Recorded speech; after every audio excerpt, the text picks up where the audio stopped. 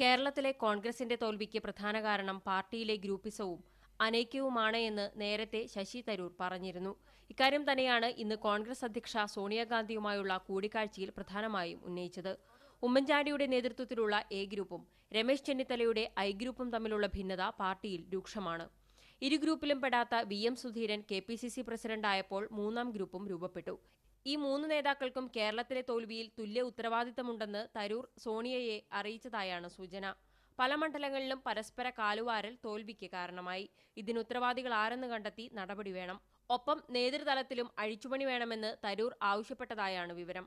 55 minute നേരം നീണ്ടുനിന്ന കൂടിക്കാഴ്ചയിൽ കേരളത്തിലെ രാഷ്ട്രീയ സാഹചര്യങ്ങൾ വിശദമായി ചർച്ച ചെയ്തുവെന്ന് കൂടിക്കാഴ്ചയ്ക്ക് ശേഷം തരൂർ മാധ്യമങ്ങളോട് പറഞ്ഞു. I think that anybody who's any doubt that the Congress leadership